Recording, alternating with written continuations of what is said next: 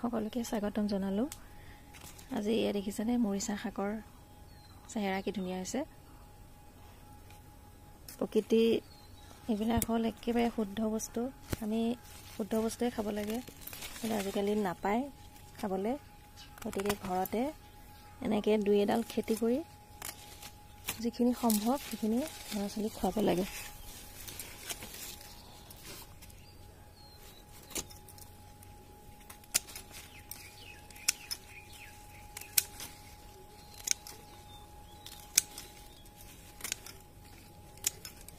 এনেকৈ এবাৰ ছিঙি দিয়াৰ পিছত আকৌ আগবিলাক আৰু বেছিকৈ বাঢ়িব।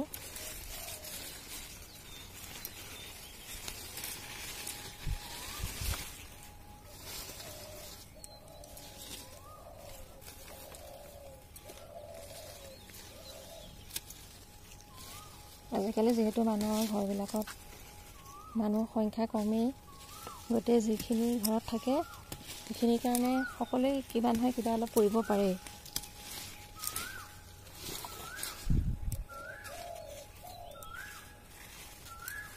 মই আগতেও কৰিছিলোঁ, মাটিত তলত অলপমান জেগা আছিলে, কিন্তু এতিয়া সেইবিলাক জেগা নাইকিয়া হৈ গ'ল লাহে লাহে। সেইকাৰণে এতিয়া ওপৰতে এনেকৈ খেতি কৰা আৰম্ভ কৰিছোঁ। এসাঁজ ধুনীয়াকৈ হ'ব দেখিছেনে, কিমানখিনি ছিঙিলোঁ।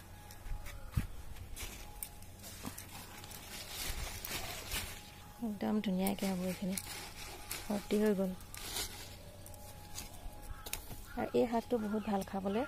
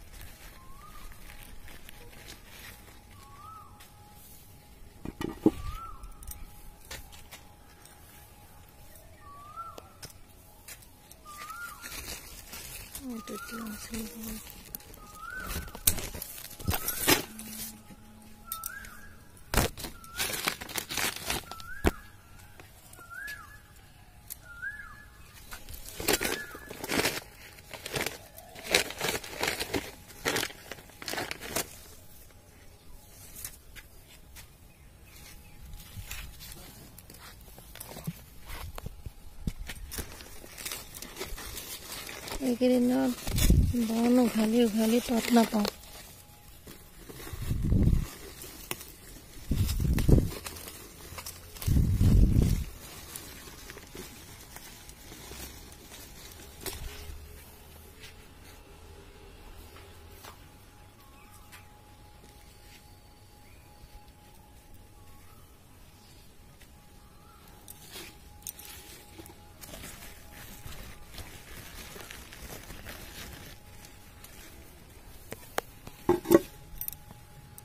জলকীয়াকেইটাই কিহে খাইছে দেখিছেনে? ছিঙি লৈ যোৱাই ভাল, আকৌ কিহবাৰে খাবহে।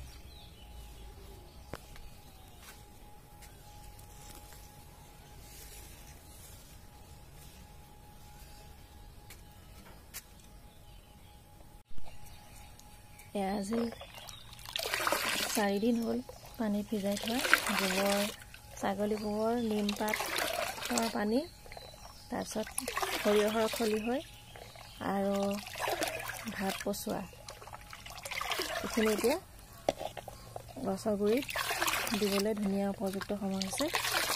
গতিকে এতিয়া ৰাতিপুৱা হৈছে, ৰাতিপুৱা সময়ত ঠাণ্ডা হৈ থাকে, গতিকে গছে ইয়াৰ আৰামত ল'ব পাৰিব। কিন্তু বেছি ৰ'দত দিলে তাৰ কষ্ট হয়, যিহেতু বস্তুটো পৰাৰ লগে লগে গছৰ ইফালে ওপৰৰ পৰা তাপ আহে, আৰু আমি যদি মাটিত আৰু বেছি কিবা কিবি দি থাকোঁ গছজোপা তেতিয়া কষ্ট পায়। গতিকে আমি সেইটো মোৰ ধাৰণা এটা, মানে আমিতো আৰু গছক সুধিব নোৱাৰোঁ কি হৈছে, কি সুবিধা পাইছে, গতিকে এটা আমি অনুমান কৰিব লাগিব। সেই অনুমানক লৈয়ে কামখিনি কৰিব লাগিব। যেনেকৈ শিশুৰ এটা কথা ক'ব নোৱাৰে, কিন্তু আমি অনুমান কৰোঁ যে ভোক লাগিছে বা দুখ পাইছে বা কিবা এটা হৈছে, গতিকে এই কথাখিনি আমি অনুমানত গম পাই যাওঁ তাৰ ধৰণকৰণত। ঠিক তেনেকৈ গছৰো তেনেকৈ আমি অনুমান কৰি লওঁ।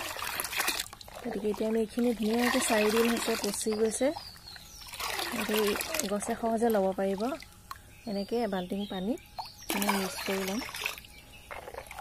মোৰ বহুত গছ আছে কাৰণে অলপমান 2-3 মুখকৈ এনেকৈ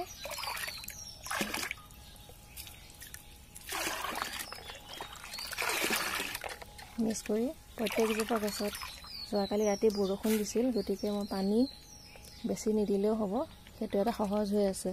শুকান হৈ থাকিলে গছজোপা বেছি অসুবিধা হ'ব। গতিকে শুকান যিহেতু নহয় গছৰ গুৰিবিলাক, গতিকে অলপ অলপ দিলে প্ৰত্যেক গছে পাই যাব, গুৰিটোৱে পাই যাব। গতিকে এইখিনি এনেকৈ ধুনীয়াকৈ জলকীয়া সকলোতে লগা হৈছে। ইয়াতে নিম পাতৰ পানী আছে, গতিকে তাত যদি বৰষুণ পৰি পৰি কিবা বেয়া ভাইৰাছ, ক্ষতিকৰ ভাইৰাছ হৈছিল, গতিকে সেইখিনি মাৰি পেলাব। আৰু যিখিনি গছত আহাৰ লাগে ইয়াৰ পৰা পাই যাব।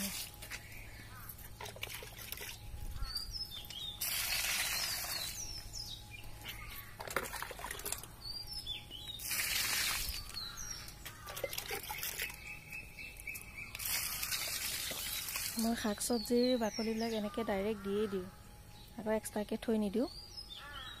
সময়ো নাই সেইবিলাক কৰি থাকিবলৈ, গতিকে এনেকৈ ডাইৰেক্ট দি দিওঁ লগে লগে। তাৰ ওপৰত কেতিয়াবা মাটি দি দিওঁ পোক চোক হয় বুলি।